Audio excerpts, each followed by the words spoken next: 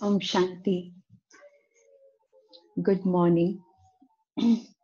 आज प्यारे बाबा के अव्यक्त महावाक्य, आज संडे है और हम प्यारे बाबा को अव्यक्त बाबा की मुरली सुनेंगे। ये जो मुरली है 23 जनवरी 1987 की मुरली है और इसका जो टाइटल है वो है सफलता के सितारे की विशेषताएं। तो सफलता के सितारे कौन है? हम सब बाबा के बच्चे सफलता के सितारे हैं। कितनी सारी विशेषताएं बाबा ने हम बच्चों में भरी हैं और हम अपने लक्ष्य में भी हम सफल होने वाली आत्माएं है ना। तो बाबा आज हम बच्चों को सफलता का सितारा इस रूप में बाबा हमको देखना चाहते हैं।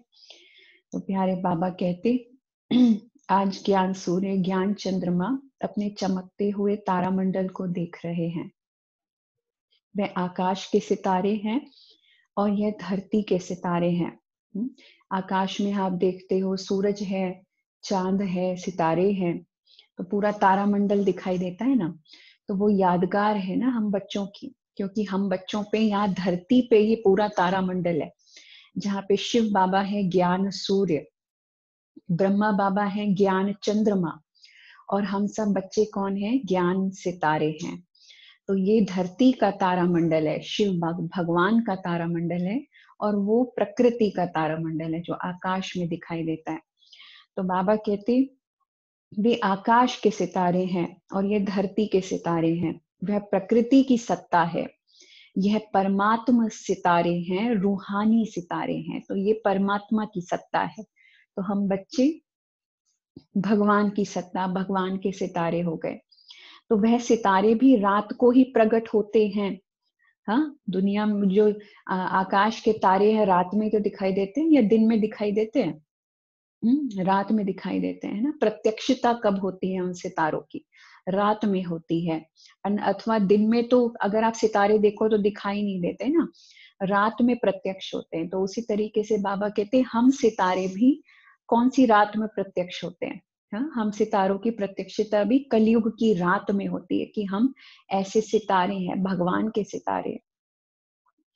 तो बाबा कहते वे सितारे तो रात में ही प्रकट होते हैं।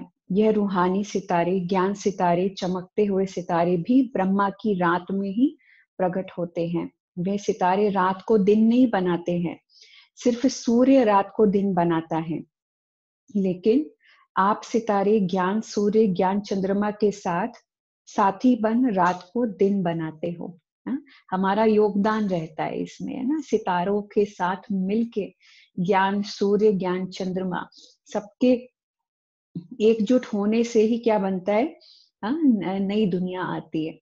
तो जैसे प्रकृति के तारामंडल में अनेक प्रकार के सितारे चमकते हुए दिखाई देते हैं, वैसे परमात्मा तारामंडल में भी भिन्न भिन्न प्रकार के सितारे चमकते हुए दिखाई दे रहे हैं। कोई तो समीप के सितारे हैं, कोई दूर के भी सितारे हैं। हाँ, समीप के सितारे मतलब जो पास में हैं, बाबा के एकदम करीब होते हैं, तो बाबा उनको समीप के सितारे कहते हैं। जो बाबा से दूर रहते हैं, बाबा कहते हैं वो फिर दूर के सितारे हैं। कोई सफलता के सितारे हैं तो कोई उम्मीदवार सितारे हैं। तो आप कौन से सितारे हो, है ना। अपनी चेकिंग खुद करना कि मैं कौन सा सितारा हूँ, सफलता का सितारा हूँ या उम्मीदवार सितारा हूँ। सिर्फ उम्मीदवार हूँ, उम्मीदों का सितारा हूँ, अभी सफल नहीं हुआ हूँ। तो बाबा ने कहा अपनी चेकिंग करना। कोई एक स्थिति वाले हैं और कोई स्थिति बदलने वाले हैं। सितारे भी अपनी चाल बदल लेते हैं ना। तो जैसे कि तारा टूट करके गिर जाता है, आपने देखा है ना, तो सितारा चाल बदल लेता है। तो एक तारा है जो स्थिर रहता है, ध्रुव तारा कहते हैं उसको, है ना। तो ध्रुव तारा जो है वो अचल अडोल होने की निशानी है कि कुछ भी हो जाए, इसलिए ध्रुव कहा गया, उसको दृढ़ता की निशानी दिखाया गया है। तो कोई तो एक ही स्थिति में रहने वाले सितारे, और कुछ लोगों की स्थिति क्या होती है, कुछ बच्चों की स्थिति क्या होती है, ऊपर नीचे होती रहती है। तो बाबा कहते कोई स्थिति बदलने वाले हैं। तो वह स्थान बदलते और यहाँ स्थिति बदलती है। वो सितारे तो अपना स्थान बदल लेते हैं और यहाँ पर हमारी मानसिक स्थिति बदलती रहती है।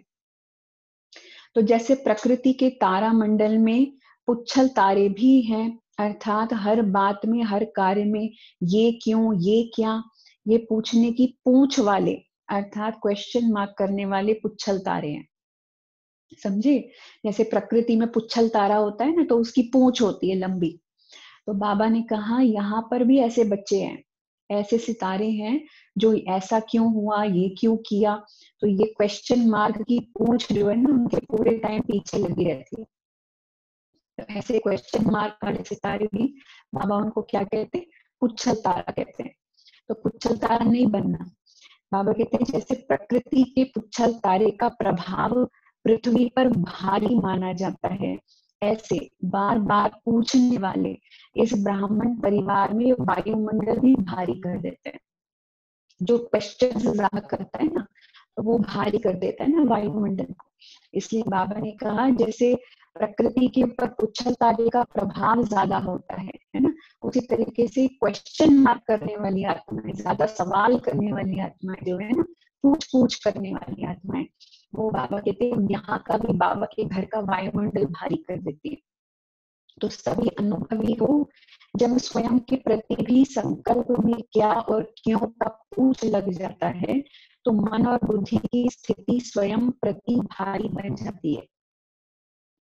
साथ साथ अगर किसी भी संगठन के बीच व सेवा के कार्य प्रति क्यों, क्या, ऐसा, कैसा, ये क्वेश्चन मार्क की क्यों का पूछ लग जाता है, तो संगठन का वातावरण व सेवा क्षेत्र का वातावरण फौरन भारी बन जाता है। तो समझिए क्वेश्चन मार्क से ज्यादा करने से होता क्या है ना, इसलिए क्वेश्चन मार्क टेढ़ा है, देखो है ना, टेढ़ा है। और बिंदु जो है एकदम पॉइंट है, एकदम एक सटीक है, उसमें कोई भी टेढ़ी मेढ़ी लाइन नहीं है। तो इसलिए बाबा कहते टेढ़ा मेढ़ा नहीं बनना, सीधा बनो, एकदम पॉइंट लगाओ, बिंदु लगाओ, ज्यादा सवाल जवाब नहीं करो। इसलिए बाबा ने कहा तो स्वयं प्रति, संगठन व सेवा प्रति प्रभाव पड़ जाता है ना, तो साथ साथ कई प्रकृति के सितारे ऊपर के नीचे गिरते भी हैं, तो क्या बन जाते हैं, पत्थर बन जाते हैं। परमात्मा सितारों में भी जब निश्चय, संबंध व स्वधारणा की ऊंची स्थिति से नीचे आ जाते हैं, तो पत्थर बुद्धि बन जाते हैं। तो बाबा भी हमें अगर पूर्ण निश्चय नहीं रहता है, संबंध और स्वधारणा की स्थिति, हमारे संबंधों की स्थिति भी ऊंची नहीं रहती है, अपनी खुद के प्रति धारणा भी ऊंची नहीं रहती है, तो बाबा क्या कहते हैं, उस समय अपनी स्थिति कैसी हो जाती है, ऊंच से पत्थर बुद्धि जैसी हो जाती है। तो कैसे पत्थर बुद्धि बन जाते, जैसे पत्थर को कितना भी पानी डालो लेकिन पत्थर पिघलेगा नहीं, रूप बदल जाता है लेकिन पिघलेगा नहीं, है ना।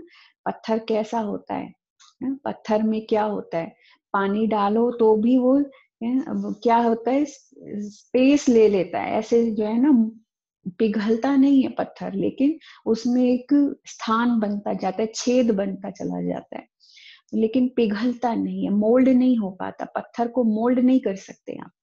तो बाबा कहते पत्थर को कुछ भी धारण नहीं होता है।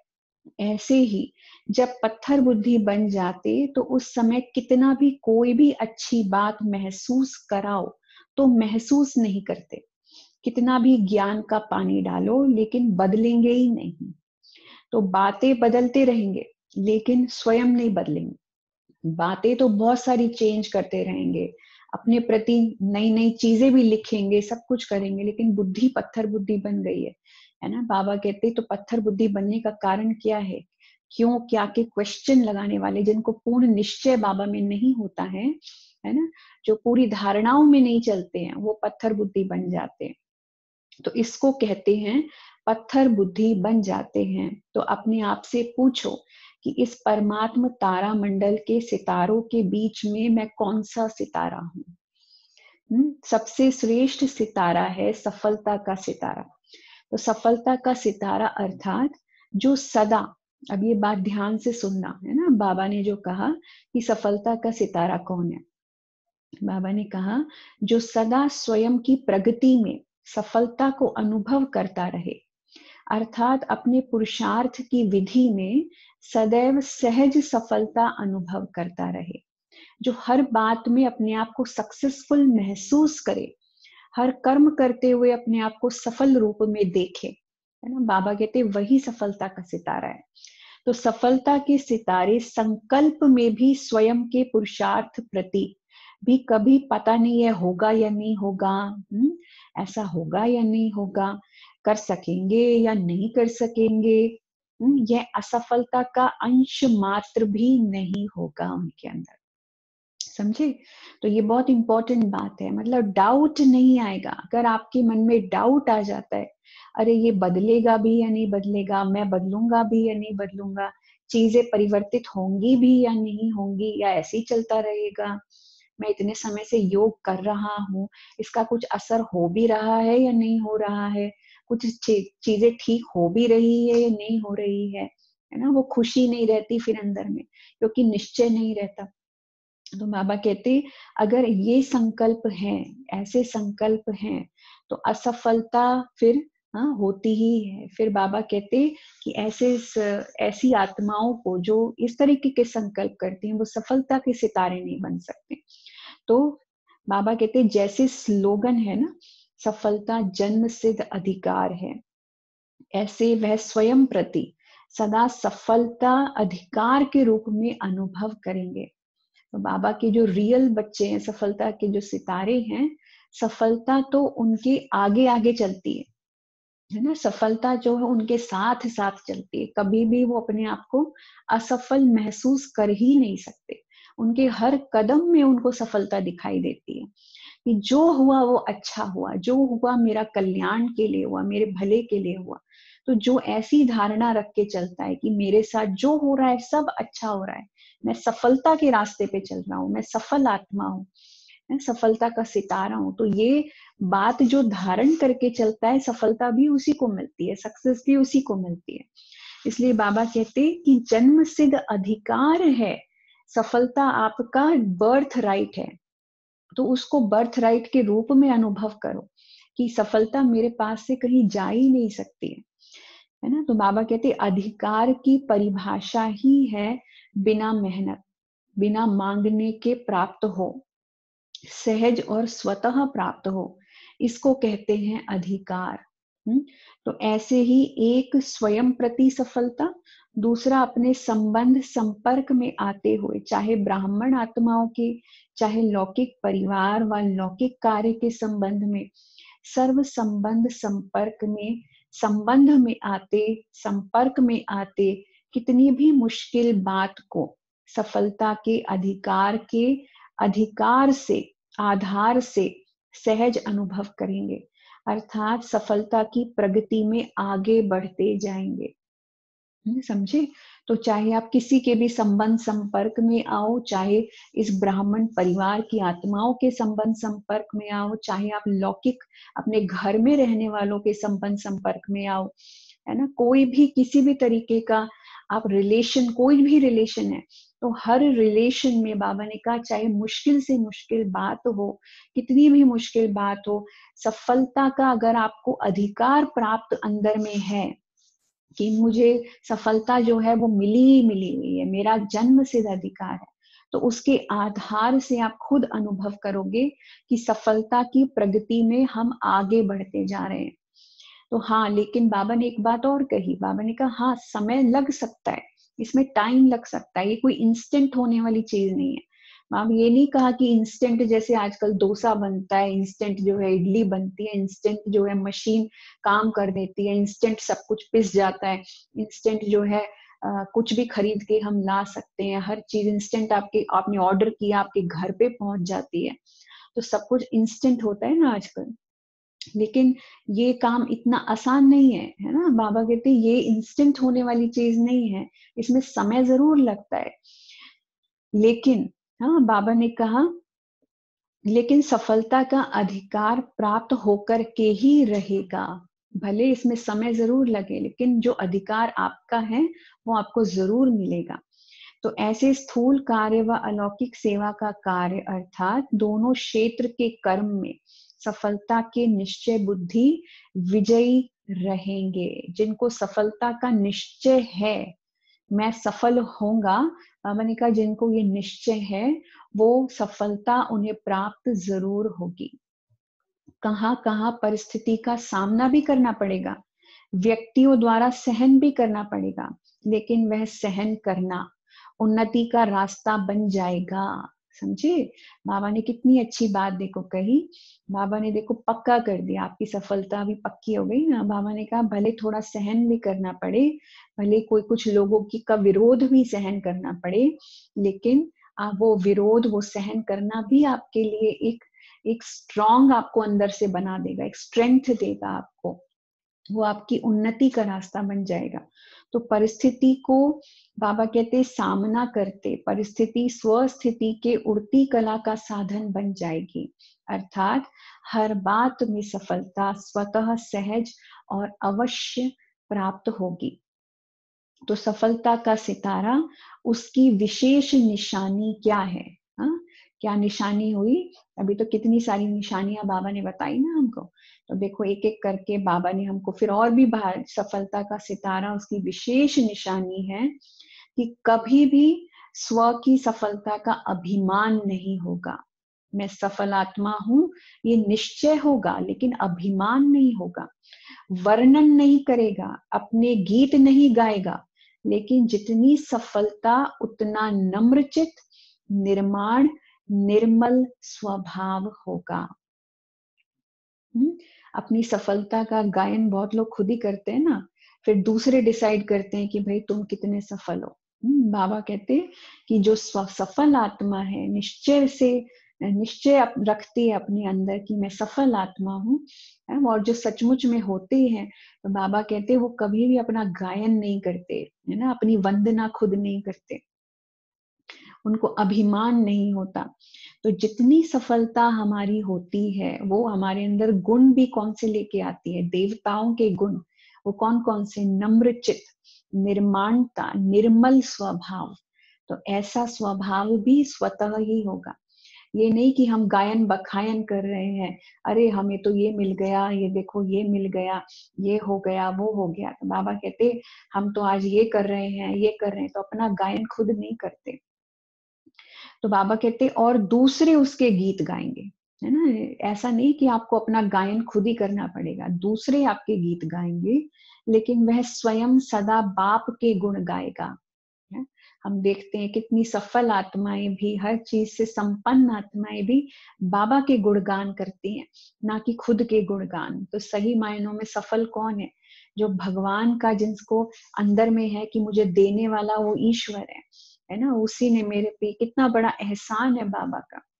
बाबा के एहसानों की कितनी भी माला बना करके, है ना, बाबा के गले में डालो, बाबा की कितनी भी महिमा करो उतनी कम है। भगवान के एहसान है हमारे ऊपर, भगवान ने हमें इतना कुछ दिया है ना। तो ये सफल बनाने का श्रेय भी किसको जाता है? बाबा को जाता है ना। तो बाबा के गुणगान करो कि भगवान ने हमको इतना महान, इतना श्रेष्ठ बनाया है। तो बाबा ने कहा वो सदा बाप के गुण गाएंगे। सफलता का सितारा कभी भी क्वेश्चन मार्क नहीं करेगा, सदा बिंदी रूप में स्थित रहकर हर कार्य में औरों को भी ड्रामा की बिंदी स्मृति में दिलाए, विघ्न विनाशक बनाए, समर्थ बनाए, सफलता की मंजिल के समीप लाता रहेगा। तो जो खुद भी सफल होगा वो दूसरों को भी सफल बनाने का प्रयास करेंगे, है ना। ये नहीं है कि दूसरों की टांग खींच के उसको पीछे लेके जाएंगे, नहीं, दूसरा आगे नहीं बढ़ना चाहिए, ऐसा नहीं होता। बाबा ने कहा वो दूसरों को भी ड्रामा की बिंदी की स्मृति दिलाकर दूसरों के लिए भी विघ्न विनाशक बनेंगे। खुद के लिए तो है ही, लेकिन दूसरों के लिए भी विघ्न विनाशक बन के उनको भी समर्थ बना करके सफलता की मंजिल के समीप लाएंगे। तो सफलता का सितारा कभी भी हद की सफलता के प्राप्ति को देखकर, प्राप्ति की स्थिति में बहुत खुशी और परिस्थिति आई, वह प्राप्ति कुछ कम हुई तो खुशी भी कम हो जाए, ऐसा नहीं होगा। तो ऐसी स्थिति परिवर्तन करने वाले नहीं होंगे, तो सदा बेहद के सफलता मूर्त होंगे, एक रस, एक श्रेष्ठ स्थिति पर स्थित होंगे। एक रस स्थिति होगी, मतलब स्थिति ऊपर नीचे नहीं होगी, एक रस स्थिति होगी, एक श्रेष्ठ स्थिति होगी। चाहे बाहर की परिस्थिति व कार्य में बाहर के रूप से औरों को असफलता अनुभव हो, लेकिन सफलता का सितारा असफलता की स्थिति के प्रभाव में न आकर सफलता के स्व स्थिति से असफलता को भी परिवर्तन कर लेगा। तो इतनी शक्ति अपने अंदर भरी है। देखो बाबा की बातें तो बहुत भारी हैं, बाबा की बातें तो बहुत वजनदार है। एक एक लाइन बाबा की कितनी सुनने लायक, बार बार, है ना, उसको उसके अंदर धारणा कितनी भरी हुई है, कितनी स्मृति बाबा हमारी स्ट्रांग बनाना चाहते हैं। तो बाबा कहते सफलता का जो सितारा होगा वो असफलता की स्थिति के प्रभाव में नहीं आएगा। स्थिति बहुत बार क्या होती है, ऐसी चैलेंजिंग हो जाती है ना कि ये क्या हो रहा है, ये सब गड़बड़ घोटाला हो रहा है, ये सब ठीक नहीं हो रहा है। तो बहुत बार हमें लगता है कि ये सब मेरे साथ क्यों हो रहा है, मैं तो इतनी अच्छी मानसिक स्थिति में रहता हूँ फिर भी मेरे साथ क्यों हो रहा है। तो ऐसी स्थिति में भी मन विचलित नहीं होगा। तो वो ऐसी स्थिति को भी परिवर्तित करने वाले होते हैं। तो सफलता के स्वस्थिति से असफलता को भी परिवर्तन कर लेंगे। तो यह है सफलता के सितारे की विशेषताएं। तो अभी अपने से पूछो कि मैं कौन हूं, सिर्फ उम्मीदवार हूं व सफलता स्वरूप हूं। तो उम्मीदवार बनना भी अच्छा है, लेकिन सिर्फ उम्मीदवार बन के चलना, प्रत्यक्ष सफलता का अनुभव ना करना, इसमें कभी शक्तिशाली और कभी दिल शिकस्त। बहुत बार तो हम सिर्फ अपने आप को क्या कहते हैं, उम्मीदों का सितारा। बाबा ने कहा उम्मीद तो ठीक है, लेकिन उम्मीदों का सितारा कभी नीचे चला जाता है, कभी ऊपर आ जाता है, कभी उम्मीद से चढ़ जाता है, कभी नीचे उतर जाता है। तो बाबा कहते कभी दिल शिकस्त हो जाते हैं और कभी एकदम शक्तिशाली बन जाते हैं। तो यह नीचे ऊपर होने का ज्यादा अनुभव करते हैं। तो जैसे कोई भी बात में अगर ज्यादा नीचे ऊपर होते रहेंगे तो क्या होगा, थकावट हो जाती है ना। सीढ़ी आप ऊपर नीचे चढ़ते रहो बार बार, पहले ऊपर चढ़ो फिर नीचे उतरो फिर सीढ़ी ऊपर चढ़ो, तो थकावट होती है इसमें। तो बाबा कहते हैं कि इसीलिए एक एक टॉप पोजीशन पे रहो ताकि नीचे उतरना ही नहीं पड़े, है ना। तो इसमें भी बाबा कहते चलते चलते थकावट का अनुभव दिल शिकस्त बना देता है। तो ना उम्मीदवार से उम्मीदवार अच्छा है ना, लेकिन सफलता स्वरूप का अनुभव करने वाला सदा श्रेष्ठ है। तो अच्छा सुना तारामंडल की कहानी। तो आज हम कौन से सितारे बन गए, तो ये तारामंडल की कहानी बाबा ने हम बच्चों को सुनाई। सिर्फ मधुबन का हॉल जो है वो तारामंडल नहीं है, बेहद ब्राह्मण संसार तारामंडल है। सारा ब्राह्मण परिवार बाबा ने कहा तारामंडल है। अच्छा, तो सभी आने वाले नए बच्चे नए भी हैं और पुराने भी बहुत हैं, क्योंकि अनेक कल्प के हो तो अति पुराने भी हो। तो नए बच्चों का नया नया उमंग उत्साह मिलन मनाने का ड्रामा की नोंद प्रमाण पूरा हुआ। तो बहुत उमंग रहा ना, जाएं जाएं, तो इतना उमंग रहा जो डायरेक्शन भी नहीं सुना। मिलन की मस्ती में मस्त थे ना, तो कितना कहा कम आओ कम आओ, तो कोई ने सुना। बहुत बार क्या होता है, कम आने के लिए कहते हैं कि ज्यादा लोगों को नहीं लेके आओ, कम लोगों को लेके आओ, क्योंकि यहाँ बहुत भीड़ हो जाती थी। तो बाबा ने कहा ये डायरेक्शन भी किसी ने फॉलो नहीं किया।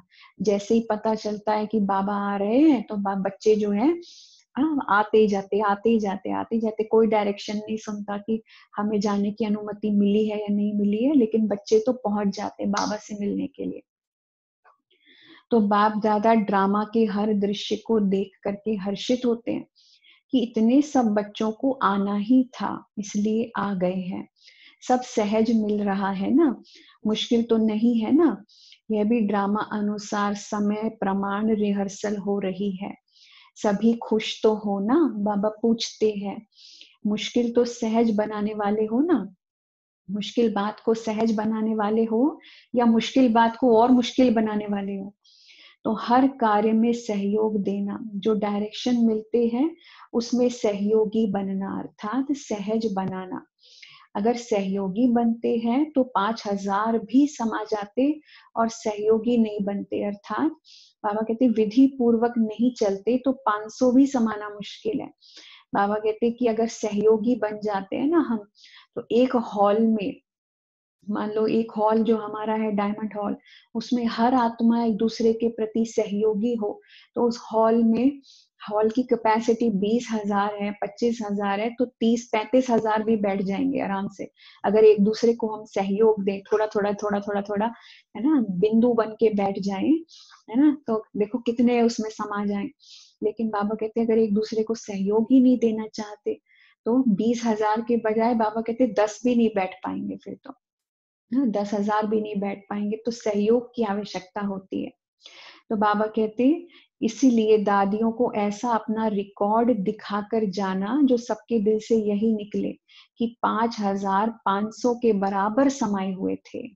5,000 आए तो सही, लेकिन वो ऐसा लगा जैसे 500 लोग आए, इतने सहयोगी थे आपस में। तो इसको कहते हैं मुश्किल को सहज करना। तो सबने अपना रिकॉर्ड बढ़िया भरा है ना, तो सर्टिफिकेट प्रमाण पत्र अच्छा मिल रहा है, तो ऐसे ही सदा खुश रहना और खुश करना, तो सदा ही तालियां बजाते रहेंगे। तो अच्छा रिकॉर्ड है, बाबा कहते सबका अच्छा रिकॉर्ड है, इसलिए देखो ड्रामा अनुसार 2 बार मिलना हुआ है, यह नयों की खातिरी ड्रामा अनुसार हो गई है। अच्छा, तो सदा रूहानी सफलता के श्रेष्ठ सितारों को सदा एक रस स्थिति द्वारा विश्व को रोशन करने वाले, ज्ञान सूर्य ज्ञान चंद्रमा के सदा साथ रहने वाले, सदा अधिकार के निश्चय से नशे और नम्रचित स्थिति में रहने वाले, ऐसे परमात्म तारामंडल के सर्व चमकते हुए सितारों को ज्ञान सूर्य और ज्ञान चंद्रमा दोनों कौन हो गए? बाप दादा की रूहानी स्नेह संपन्न याद प्यार और नमस्ते। पार्टियों से मुलाकात है, बाबा पार्टियों से मिलते हैं ना, तो पार्टियों से मुलाकात में बाबा ने जो बहुत इंपॉर्टेंट बातें कुछ पार्टियों से कही, वो बाबा बता रहे हैं। तो पहला पॉइंट है उसमें कि अपने को सदा निर्विघ्न विजयी रतन समझते हो। विघ्न आना, बाबा कहते ये तो अच्छी बात है, लेकिन विघ्न हार ना खिलाए। हाँ, विघ्न में हार जाना वो बुरी बात है ना। बाबा कहते विघ्न तो आएंगे, तो विघ्नों का आना अर्थात सदा के लिए मजबूत बनाना। चैलेंजेस तो आने चाहिए ना, बिना चैलेंजेस के आगे कैसे बढ़ेंगे। बाबा ने कहा विघ्न को भी एक मनोरंजन का खेल समझ पार करना, इसको कहते हैं निर्विघ्न विजयी। तो विघ्नों से घबराते तो नहीं हो, बाबा पूछ रहे हैं विघ्नों से घबराते तो नहीं हो। जब बाप का साथ है तो घबराने की कोई बात ही नहीं है।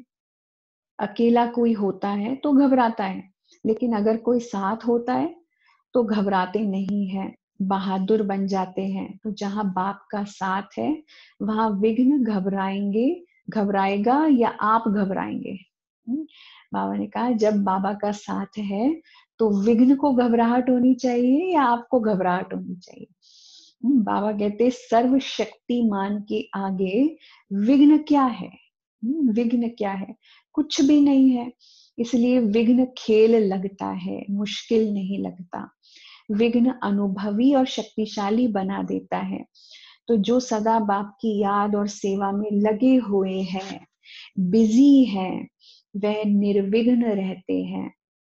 अगर बुद्धि बिजी नहीं रहती है तो विघ्न व माया आती है।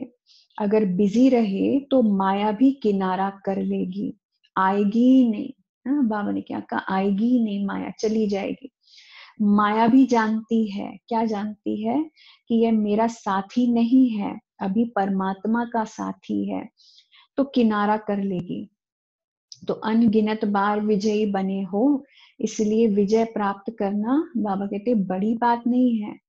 जो काम अनेक बार किया होता है वह सहज लगता है। तो अनेक बार के विजयी सदा राजी रहने वाले हो ना। माताएं सदा खुश रहती हो, कभी रोती तो नहीं है। माताओं से बाबा पूछते हैं, हाँ माताएं सदा राजी रहती हैं, कभी कोई परिस्थिति ऐसी आ जाए तो रोएंगी? बाबा पूछ रहे रोएंगी? बहादुर हो ना। तो पांडव मन में तो नहीं रोते हैं। पांडवों से बाबा पूछ रहे हैं, मतलब भाइयों से पूछ रहे हैं, भाई भाई लोग बीच में रोते तो नहीं है, अंदर अंदर तो नहीं रोते हैं, ये क्यों हो गया, ये क्या हुआ, ऐसा रोना तो नहीं रोते हैं। तो बाप का बनकर भी अगर सदा खुश नहीं रहेंगे तो कब रहेंगे? तो बाप का बनना माना सदा खुशी में रहना, ना दुख है ना दुख में रोएंगे। तो बाबा कहते सब दुख हमारे दूर हो गए हैं, तो अपने इस वरदान को सदा याद रखना। अच्छा, फिर दूसरा पॉइंट है, अपने को इस रूहानी बगीचे के रूहानी रूहे गुलाब समझते हो। जैसे सभी फूलों में गुलाब का पुष्प खुशबू के कारण प्यारा लगता है। रूहानी गुलाब है ना हम सब, बाबा हम सबको रूहे गुलाब कहता है, रूहे गुलाब, क्योंकि हम सब रूहानी आत्माएं हैं और गुलाब के फूल की तरह खुशबूदार है। तो बाबा कहते तुम सब मेरे रूहे गुलाब बच्चे हो। तो कितना सुंदर लगते हैं ना सब, एक एक गुलाब वैरायटी गुलाब है। गुलाब में भी कितनी वैरायटी होती है ना, कितने कलर के गुलाब के फूल होते हैं। तो बाबा कहते जैसे सभी फूलों में गुलाब का जो पुष्प है खुशबू के कारण प्यारा लगता है, तो वह है गुलाब, और आप सभी है रूहे गुलाब। तो रूहे गुलाब अर्थात जिसमें सदा रूहानी खुशबू हो। रूहानी खुशबू वाले जहां भी देखो, जिसको भी देखो, तो रूह को देखें, शरीर को नहीं देखो। तो स्वयं भी सदा रूहानी स्थिति में रहेंगे और दूसरों की भी रूह को देखेंगे। इसको कहते हैं रूहानी गुलाब। यह बाप का बगीचा है ना। तो जैसे बाप ऊंचे ते ऊंचा है, तो ऐसे बगीचा भी बाबा कहते, बाबा का बगीचा भी ऊंचे ते ऊंचा है। तो जिस बगीचे का विशेष श्रृंगार रूहे गुलाब आप सभी हो, और यह रूहानी खुशबू अनेक आत्माओं का कल्याण करने वाली है। कितना मीठी बात बाबा ने हम बच्चों को कही। तो आज विश्व में बाबा कहते जो भी मुश्किल आते हैं उसका कारण ही है। क्या कारण है उसका? बाबा ने कहा आज विश्व में जो भी मुश्किलातें आती हैं उसका कारण ही है कि एक दो को रूह नहीं देखते हैं। एक दो को हम क्या देखते हैं? शरीर के रूप में देखते हैं। बाबा ने कहा ये मुश्किलात क्यों आती है? क्योंकि एक दो के दूसरे के शरीर को देखते हैं, आत्मा को नहीं देखते हैं। तो ये देह अभिमान के कारण सब समस्याएं हैं। सारी समस्याओं की जड़ क्या है? देह का अभिमान। तो बाबा कहते देही अभिमानी बन जाए, अगर आत्म अभिमानी बन जाए तो सब समस्याएं समाप्त हो जाएं। तो आप रूहानी गुलाब विश्व पर रूहानी खुशबू फैलाने के निमित्त हो। तो ऐसे सदा नशा रहता है, कभी एक कभी दूसरा नहीं, सदा एक रस स्थिति में शक्ति होती है। तो स्थिति बदलने से शक्ति कम हो जाती है। सदा बाप की याद में रहे, जहां भी सेवा का साधन है चांस लेकर आगे बढ़ते जाओ। परमात्मा बगीचे के रूहानी गुलाब समझ रूहानी खुशबू फैलाते रहो। कितनी मीठी रूहानी खुशबू है, जिस खुशबू को सब चाहते हैं। तो ये हमारी रूहानी खुशबू हम सब जगह फैलाते हैं ना, सारे विश्व में फैलती है। तो देखो कितनी आत्माएं, तो देखो ऑनलाइन ही निकले हैं ना आप लोग, तो रूहानी खुशबू के कारण से निकले हैं ना। वो वाइब्रेशंस हैं जो खींचते हैं इस ब्राह्मण परिवार के, कितनी आत्माओं को खींचते हैं। तो बाबा कहते बाप दादा देखते हैं कि कितनी रूहानी खुशबू कहाँ कहाँ तक फैलाते रहते हैं। जरा भी कहाँ देह अभिमान मिक्स हुआ तो रूहानी खुशबू ओरिजिनल नहीं होगी। सदा इस रूहानी खुशबू से औरों को भी खुशबूदार बनाते चलो। सदा अचल हो। बाबा पूछते हैं सदा अचल अडोल हो, कोई भी हलचल हिलाती तो नहीं है। कुछ भी होता है सुनते देखते थोड़ा भी हलचल में तो नहीं आ जाते हैं। जब नथिंग न्यू है तो हलचल में क्यों आते हैं? बाबा कहते हलचल क्यों होती है? जब ये ड्रामा रिपीट हो रहा है तो हर बार हलचल में आना है क्या? बाबा कहते हलचल में नहीं आओ, कोई नई बात हो तो हलचल हो। बाबा कहते कोई नई बात अगर हो रही हो इस ड्रामा में तो हलचल होनी चाहिए, है ना। हलचल में क्यों आते हो? यह क्या क्यों अनेक कल्प हुई है। इसको कहते हैं ड्रामा के ऊपर निश्चय बुद्धि। सर्वशक्तिमान के साथी है, इसलिए बेपरवाह बादशाह है। सब फिक्र बाप को दे दिए तो स्वयं सदा बेफिक्र बादशाह। तो सदा रूहानी खुशबू फैलाते रहो तो सब विघ्न खत्म हो जाएंगे। अच्छा, मीठे मीठे सिकिलधे बच्चों प्रति माता पिता बाप दादा का याद प्यार और गुड मॉर्निंग। रूहानी बाप की रूहानी बच्चों को नमस्ते। हम रूहानी बच्चों की रूहानी माता पिता बाप दादा को याद प्यार गुड मॉर्निंग और नमस्ते। आज का वरदान है, प्रत्यक्षता के समय को समीप लाने वाले सदा शुभ चिंतक और स्वचिंतक भव। तो बाबा ने कहा जब प्रत्यक्षता का समय अब धीरे धीरे समीप आ रहा है ना, और हम जो है उसकी तरफ आगे बढ़ रहे हैं, तो बाबा ने कहा ऐसे समय को समीप लाने वाले सदा शुभ चिंतक और स्वचिंतक भव। तो सेवा में सफलता का आधार क्या है? क्या है? शुभ चिंतक वृत्ति। तो हम सभी के शुभ चिंतक बने, क्योंकि आपकी यह वृत्ति आत्माओं की ग्रहण शक्ति व जिज्ञासा को बढ़ाती है। इससे वाणी की सेवा सहज सफल हो जाती है और स्व के प्रति स्वचिंतन करने वाली स्वचिंतक आत्मा सदा माया प्रूफ किसी की भी कमजोरियों को ग्रहण करने से व्यक्ति व वैभव की आकर्षण से प्रूफ हो जाती है। तो जब यह दोनों वरदान प्रैक्टिकल जीवन में लाओ, तब प्रत्यक्षता का समय समीप आए। समझे? देखो, अपनी स्व के लिए तो अच्छा हम सोचते हैं, लेकिन दूसरों के लिए भी अच्छा सोचना, शुभ चिंतक वृत्ति रखना बहुत जरूरी है। तो बाबा ने कहा स्व के प्रति स्वचिंतन करने वाली स्वचिंतक आत्मा सदा माया प्रूफ किसी भी कमजोरियों को ग्रहण नहीं करती है, व्यक्ति व वैभव की आकर्षण से भी प्रूफ हो जाती है। तो जब ये दोनों वरदान प्रैक्टिकल जीवन में लाओ, तब प्रत्यक्षता का समय समीप आए। स्लोगन है आज का, अपने संकल्पों को भी अर्पण कर दो तो सर्व कमजोरियां स्वतः दूर हो जाएंगी। अपने संकल्पों को भी अर्पण कर दो तो सर्व कमजोरियां स्वतः दूर हो जाएंगी।